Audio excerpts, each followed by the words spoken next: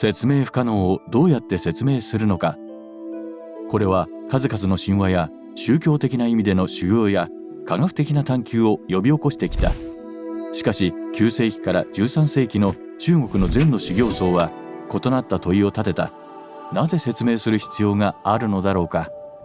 僧侶にとって盲目的に答えを求めるのは克服すべき悪習で、存在の謎を受容することの学びが悟りに至る真の道であった。説明不可能を解明したいのを抑えることは困難。だからこのような不可解なことと共存しながら修行を行うのに、僧侶は瞑想の時公案と呼ぶ約1700の曖昧な哲学的思考実験運動集を使う。中国語で言案、訳すと公共の記録または事例を意味する。だが実際の裁判記録と違い、公案はわざと理解できないことに意外性があり、非現実的でしばしば矛盾をはらんでいる。表面的に禅の戒律についての格言を述べたもので、例えば肉体的精神的な執着をなくして生きること、二元的思考を避けること、そして真の仏性に気づくこと、これらの教義を非論理的な逸話として示すことで、曖昧さや矛盾と共存する修行における修行僧への諮問にできる。不可解な事例に困惑させられ、修行僧は仏教の教えを自分のものにし実践できた。唯一の真実の答えを思いを手放し、精神的な開眼に至るかもしれない。公案は意図的説明が困難で、逸話から自力で解読すべきものと誤解されがち。しかし過去の修行僧がしたように、これら逸話に共に頭を悩ませ、単純説明がいかに困難なのか。公案の一つ、無執着の修行を考えてみよう。修行僧丹前と益度はぬかるんだ道を歩いている。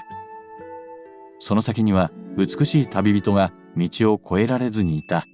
丹前は礼儀正しく助けを差し伸べ、旅人を背中に背負い道を渡り、無言で彼女を下ろす。益度は驚いた。戒律だと僧侶は女性に近づいたり見知らぬ美人に触れるのはもってのほか。しばらく歩き、気持ちは抑えられなくなった。なぜ女性を運べた？丹前は微笑み、私は旅人を後に残し、まだ彼女と一緒？他の公案同様、この話にもいろいろな解釈がある。だがよく知られる解釈として、益度は肉体的に旅人を運ばず、心理的に女性に執着を示し、戒律を破ったことになる。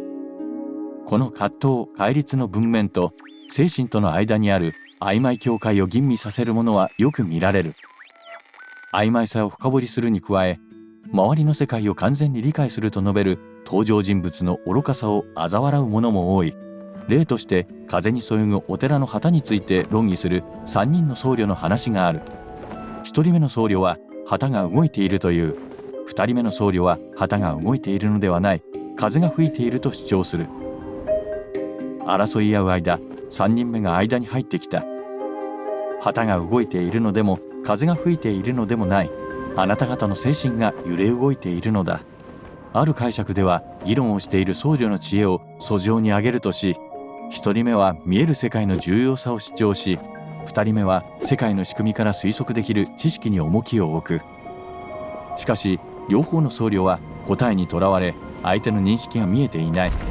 仏教に必須の理想の姿である二元的思考の排除に背いている。3人目は口論が認識に関わるものだと気づき、どちらの僧侶にも全体像が見えていない。無論これらの解釈は公案に取り組むための糸口に過ぎない。